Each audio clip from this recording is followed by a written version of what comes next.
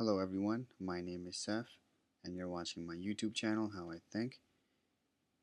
And this video is going to be about Microsoft Lync Edge Server.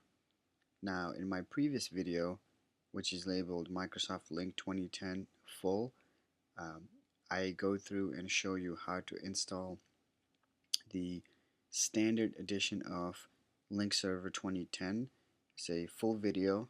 It shows you everything from the prerequisite to the installation, and we ended the video with demonstrating the two different clients actually talking to each other and sending text messages. So we were able to successfully install a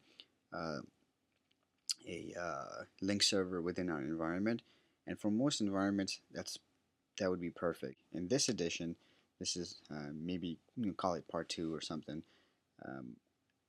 We'll introduce the Edge server. So what the Edge server does is, within the Lync environment, the Edge server is used for communicating with external uh, external clients. So Yahoo, um, you know, AOL, and so on and so forth. You can actually communicate with them.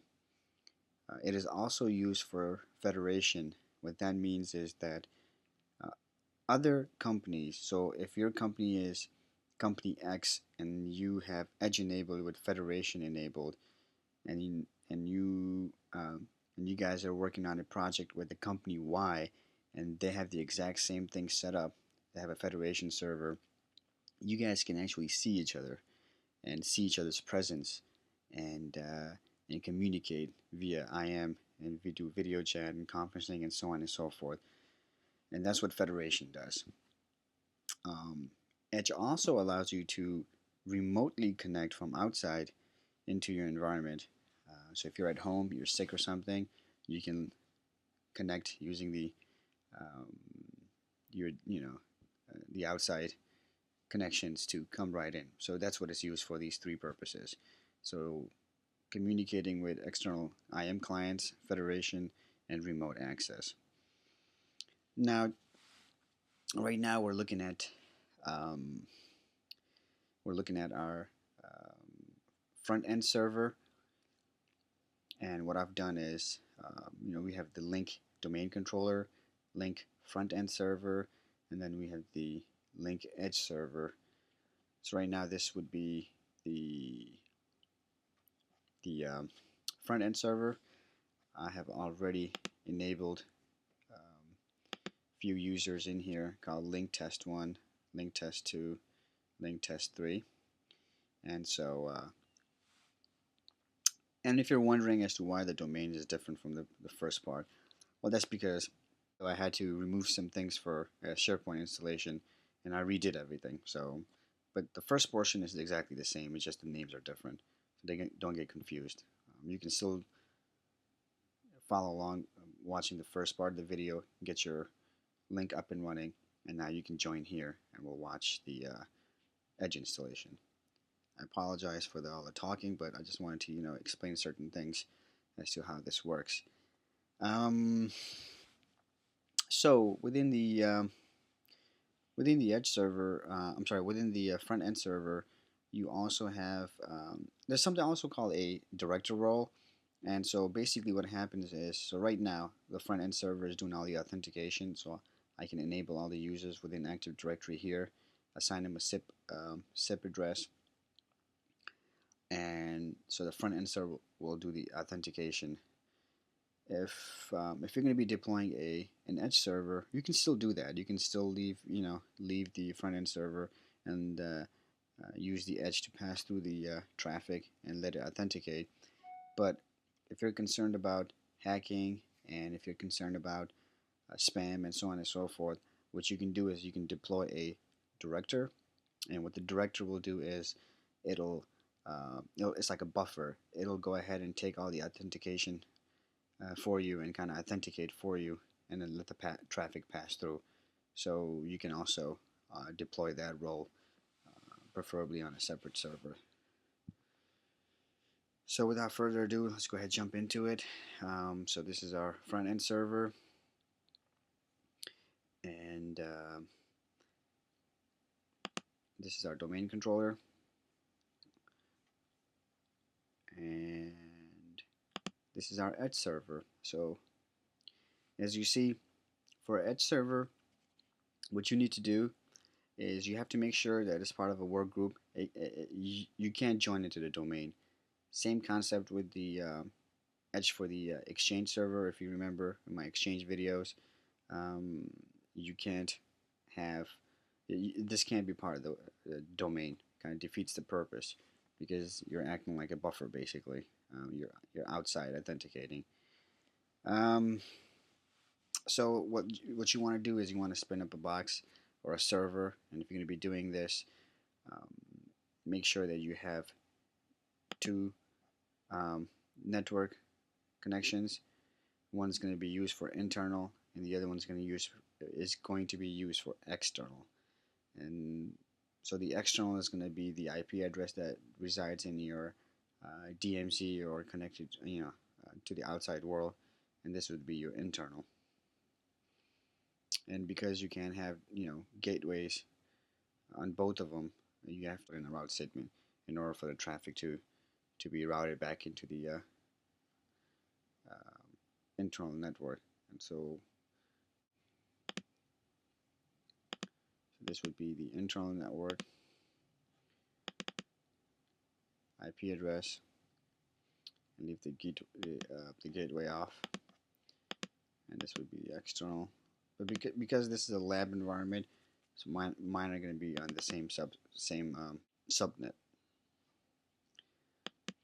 Okay,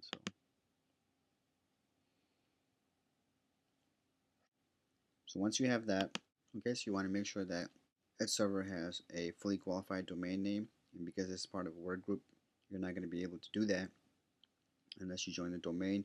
Just to go around it, you're going to have to click on change system properties, change, more, and this is where you go ahead and type in the DNS suffix to give it the full qualified domain name. So cancel. It's going to ask you to reboot. Go ahead, reboot it. So make sure you have two cards, internal card and an external card. The next thing you want to do is you want to click on Start, My Computer, or your Windows drive, System 32. Whoops.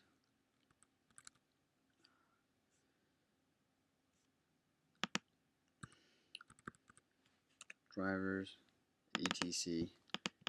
Open up your host file on the Edge server, obviously. And here, what we want to do is, because right now it doesn't know where the DNS server is, it needs to resolve. So we'll go ahead and type in it.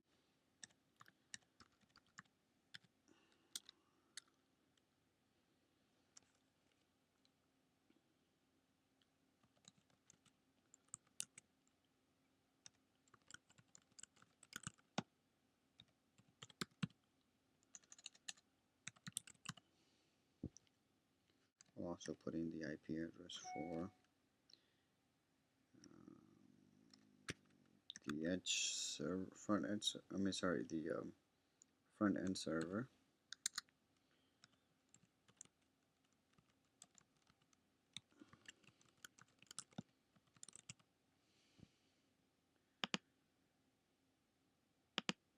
We'll save this.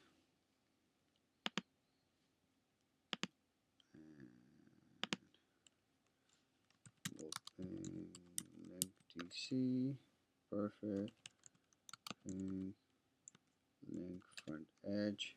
Perfect. Okay. Now we're good. Okay, so once that's done, what we need to do now is I'm going to open this up in administrator mode, and I need to paste this command: server manager install .NET framework. So now we need to install the prerequisites, and the prerequisites are that it has to install the .NET framework, and then it's going to go through and set all the settings within it, set up the environment. And I'll include all these commands in the description field. Alright, looks like the installation was successful. We were able to install .NET Framework, the features of it, and then also install the IIS and set up the features of it, and along with Windows Process Activation Service and some other services.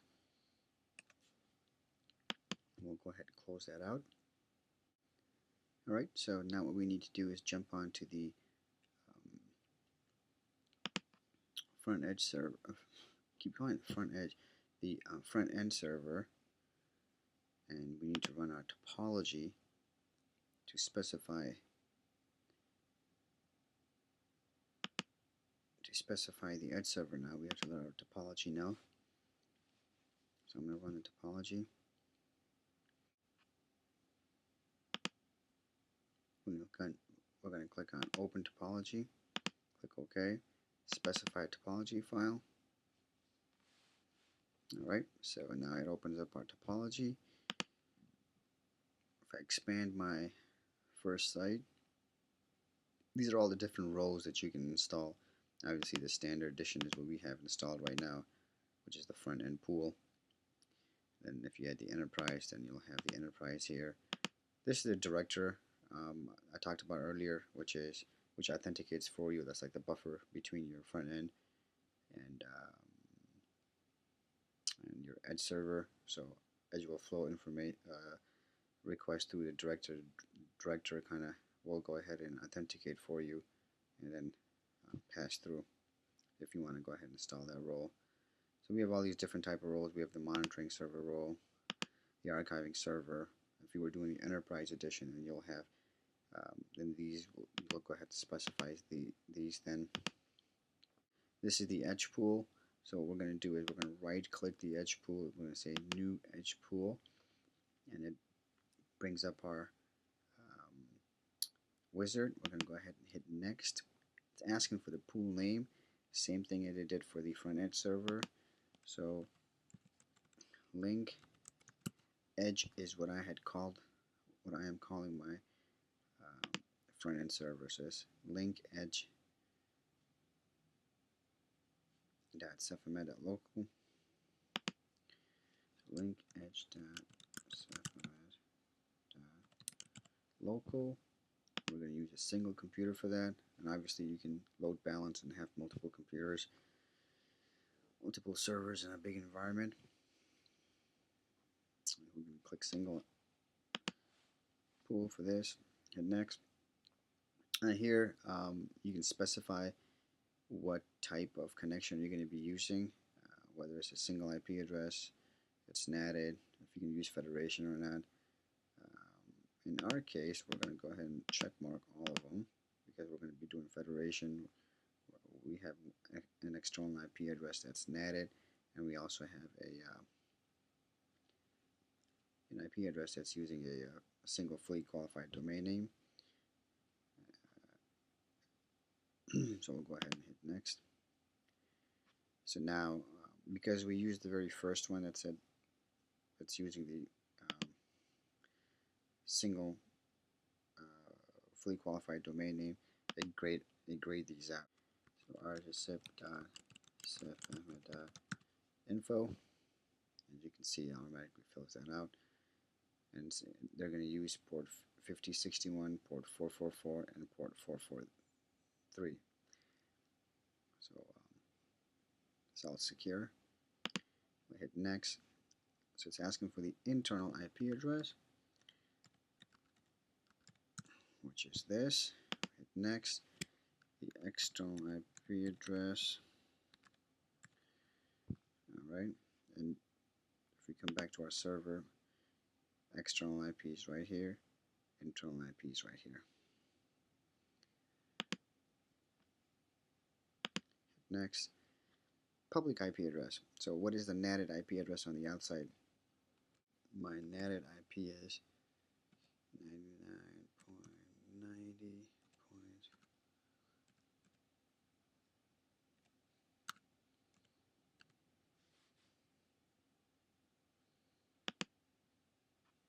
And here we're going to use the next hop. So after edge, where is it going to go? well, obviously it's going to go to the front end server. Now, if we had the director or any other, or most likely the director role that we would had enabled, then we could have specified it here, but we're not going to worry about that. We'll just hit next, and that's the front end pool name, so we'll go ahead and specify that. We're going to go ahead and associate the edge server with our front end pool. We'll hit finish, and now everything is set up for us and ready to go. As you can see, it's going to use the outside IP address, which is, the external IP address on our edge server. Well, now that edge is defined within the topology, we need to publish this topology. Click on Action, Topology, Publish, because we got to let the environment know that, hey, we've introduced this new server, and here are the settings for it. We'll hit Next, and it's going to go ahead and publish this topology.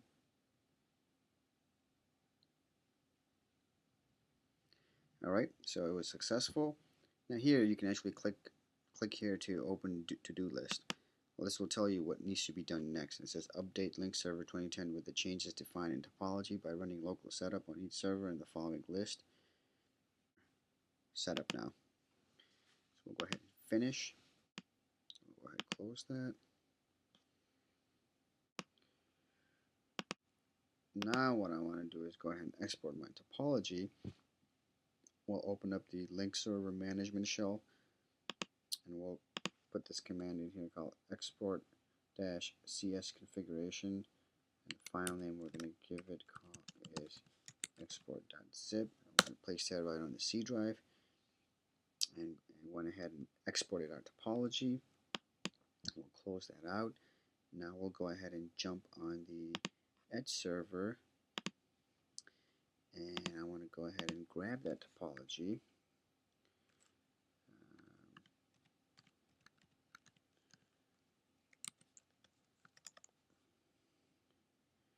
Call it export.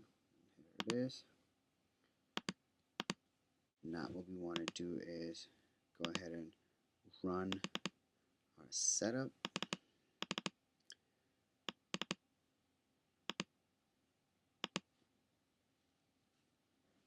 And this is the edge server now, so we're going to go ahead and run the setup. We're going to click on install, accept, hit OK.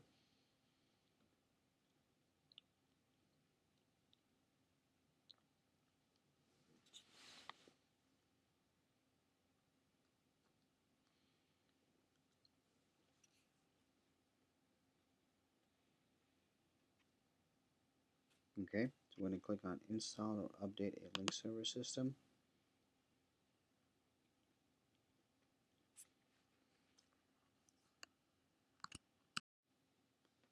Okay, so now what we're going to do is we're going to go ahead and hit run.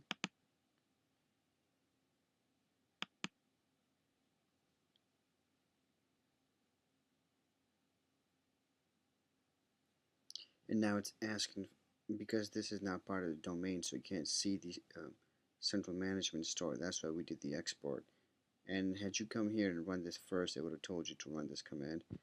So we're going to click on Browse. And we're going to go to the desktop. Choose our export that we exported earlier. We're going to hit Next.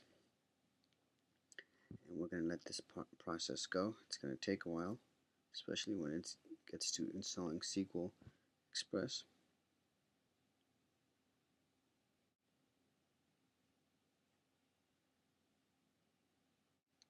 Alright, so that's completed. We're going to hit Finish. Next, we're going to run step 2.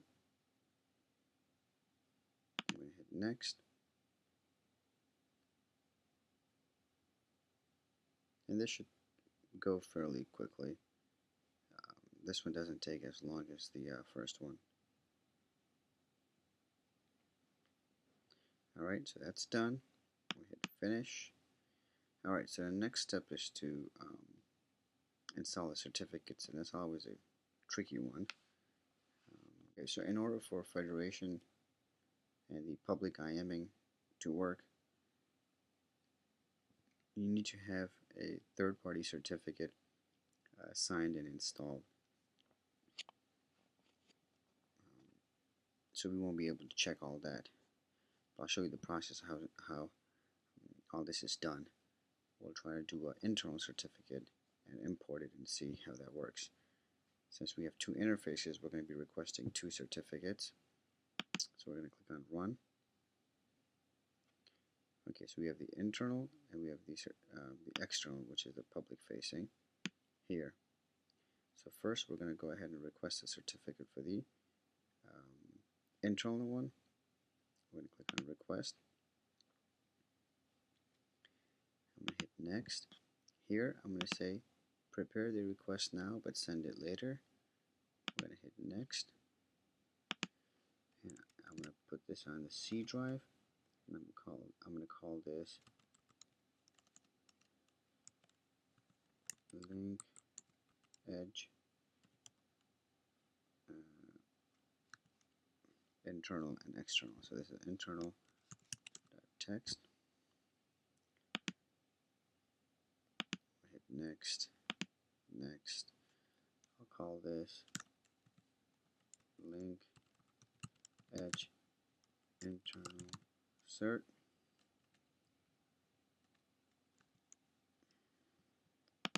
We'll check mark this.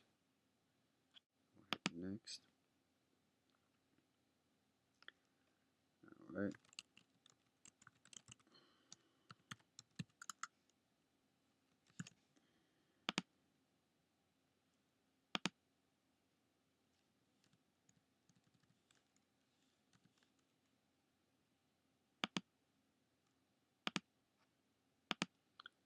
We'll put this information in.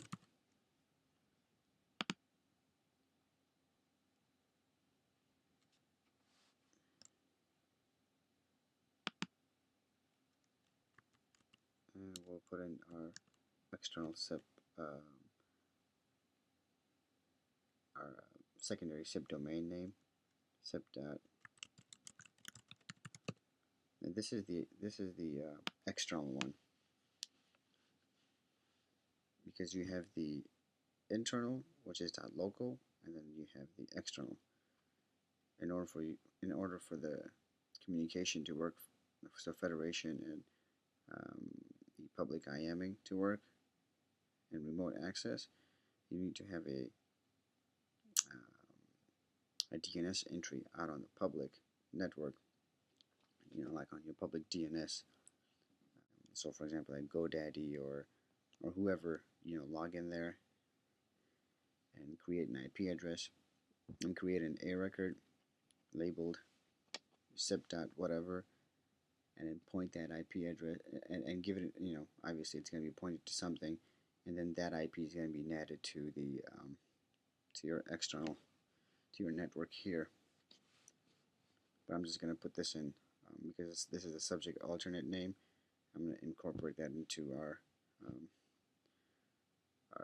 current certificate as well. Click on Add, Next. So we have the Lync Edge server. So this will all work internally automatically, and then those who want to come in from the outside, well, it'll work for them also as well. We'll hit Next. It's going to go through and generate the certificate. Alright, I'm going to hit Next. We're going to hit Finish. Now I'm going to go ahead and open up that certificate, which I put on the C drive right here. We're going to copy all this, and now we're going to go ahead and access our root cert. So, our domain controller certificate server.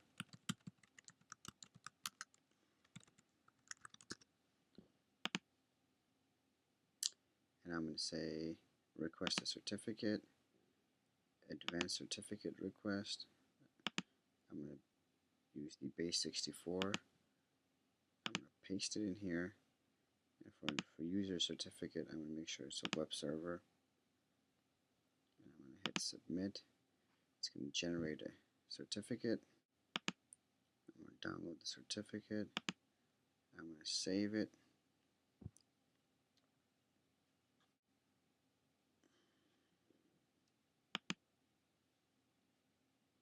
Alright, earlier I already downloaded. I went to the same place here.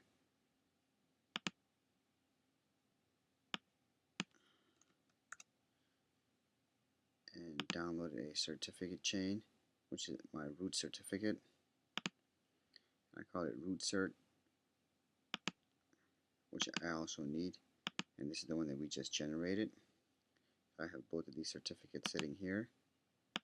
Go ahead and close that out. And I'm going to type MMC, hit enter, click on file, and add snap-in, certificate, next. You want to use a computer account, next, okay, expand this. Now on root certificate authority, under certificate, right click, all task, import, hit next. Here you want to go ahead and browse for the root certificate first, so wherever you downloaded those. That was where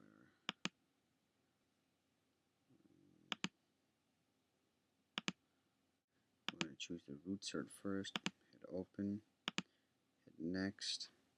We're going to make sure we place this in our trusted root certificate authority, hit next, hit finish.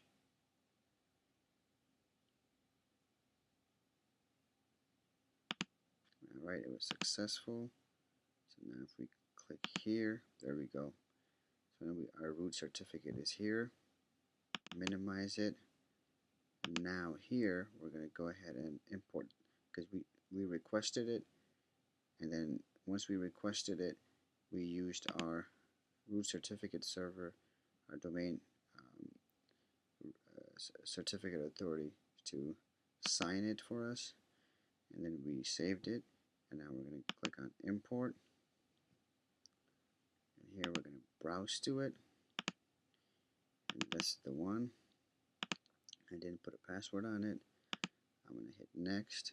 I'm going to hit next. It's going to go ahead and import it in, hit finish, and now that it's imported, we're going to go ahead and hit assign. Go hit next, and this is the one right here. So you can see by the timestamp and everything. We'll hit next, and you can actually see the information here as well. We'll hit next, and we'll go ahead and assign it.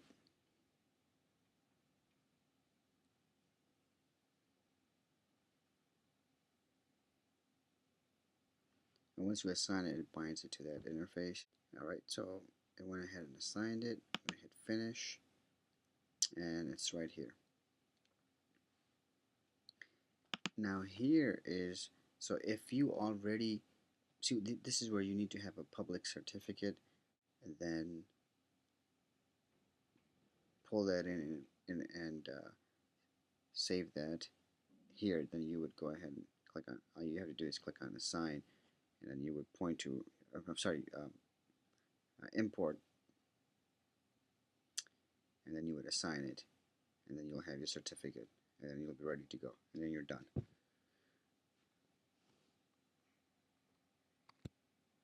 Because this is a lab environment, I don't have a public certificate.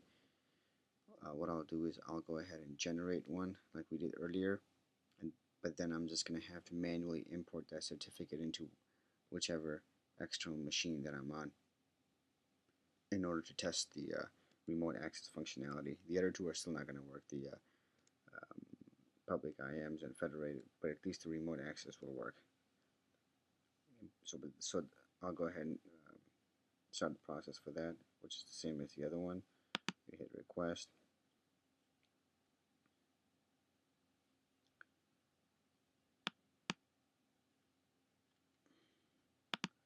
Next. Here, I'll go ahead. As you can see, I just went through these steps, so call it a name. We'll call this one external. Hit next. Change the frame name to external as well. Next, leave all the information, or if you don't have it, fill it in. Hit next. We're only going to be using one subject alternate name, which is the sip.fm.info, which is fine because that's what's going to be used on the public domain anyway. Hit next. You choose your SIP domain from here. Hit next. You verify everything, and then you hit next to finish. Since I've already done this, I saved it to my C drive here. We'll just go ahead and select all this, copy it, pull up our domain,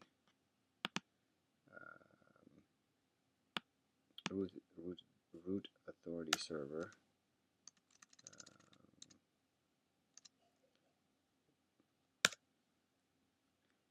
And we're going to request a certificate, advance, 64 base. We're going to paste that in here. We're going to make sure this is web base. Submit. We'll download this as well. We'll save it. Once it's saved, we'll close this out. We'll import the certificate. We'll browse to it. Hit next. Alright, it's been imported. We hit assign. Hit next, and here we're going to choose the external one. And hit next, and you can see the information. Next to finish, and we'll go ahead and assign and bind that certificate to the external on the external interface.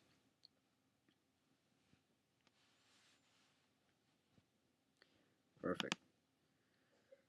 Alright, so we're practically almost to the near, almost done. So now we've assigned our appropriate certificates to both internal and external. We'll go ahead and hit close. And now we can go ahead and run to start the services.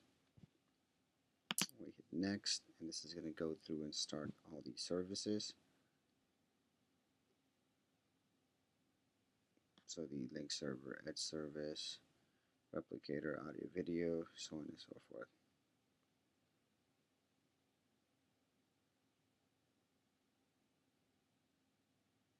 Alright, finish, and to verify, we're just going to click here and just make sure that the services are started.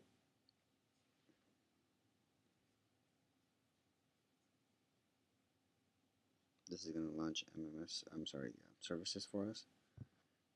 And we're going to hit Lync, and here, as you can see, we have our conferencing, audio video, edge service, replication service, and these are all started. Perfect.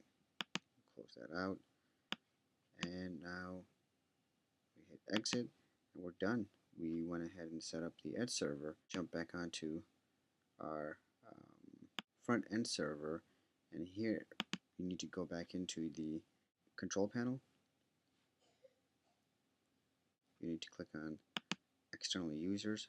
We have to let our front end server know that an edge server has been set up. So you click on external users, external access policy. You're going to double click the global policy, and we're just going to enable all these here.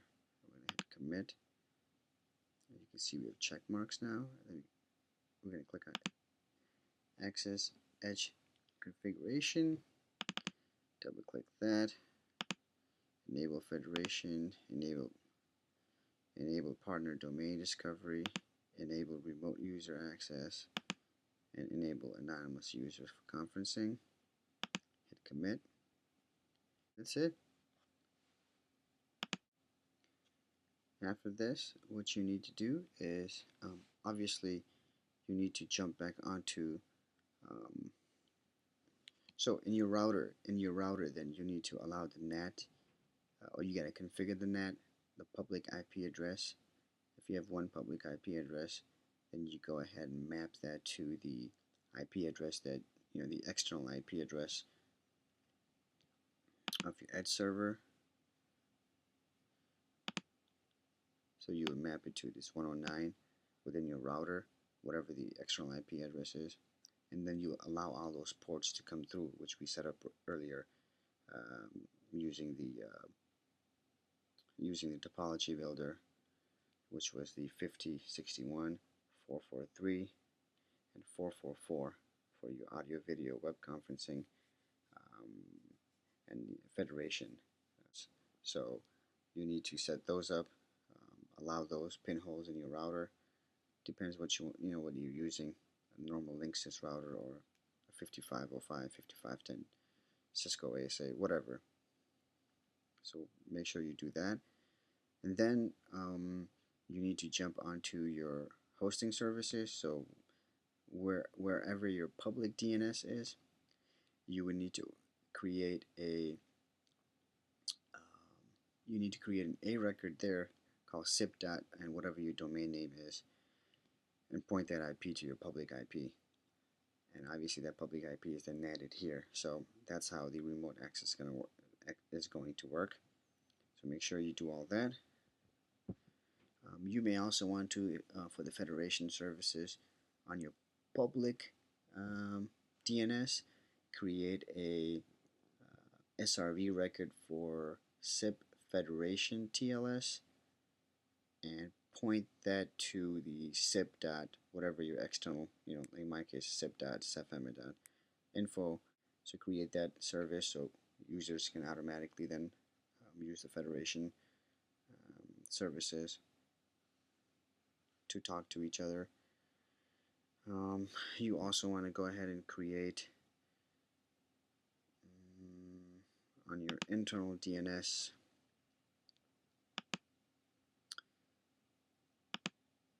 obviously I have two lookup zones here I've created. You want to go ahead and create a SIP internal TLS both on the your local, or depending on however many zones that you have. This SRV record is used by internal clients to automatically connect, and we can verify that we know that's working because that's what we log. There you go. Already set that up, so we know it was an automatic setup, so we know that's working. So the only thing is now the testing from outside, and that's a bit difficult to do unless you VPN in. So I'm going to go ahead and test that and see if that's working.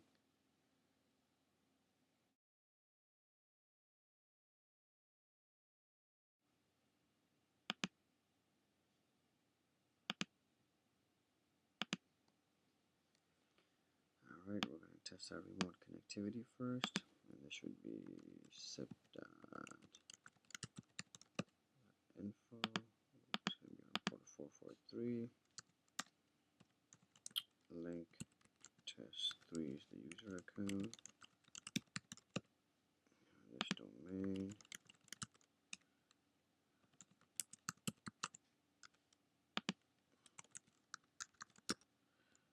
Ignore the SSO. Let's test the audio video. Reach E.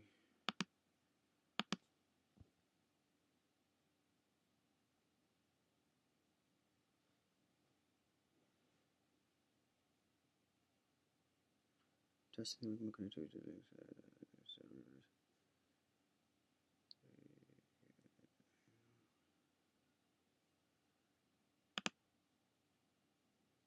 Okay, so it's attempting to resolve the host name. So it resolves it. So it's finding it. It's listening on the port, testing SSL for validity. So it's the SSL that's causing issues right now, and that's the reason it's not connecting. But it's working basically. That's the only thing that's preventing us right now, is the testing SSL certificate for validity. See right away. See right away you're getting this. So it's definitely finding it. It's just the remote, the certificate. So I guess for the Edge server, even for the remote access, you need the Edge. You need the certificate to work. But as you can see from this demonstration, it's the Edge server was successfully installed, and we have connectivity from the outside. What you have to keep in mind is that you have to create on your public DNS, and I mentioned that earlier, you have to create a SIP, an SRV record for SIP that's using the TLS, and it's listening on port 443, and that'll allow you to come right in.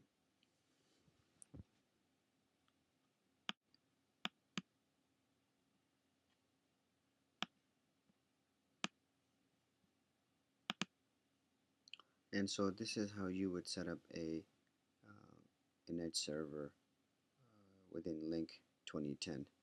I hope this was informative for you. Thank you for watching. I hope you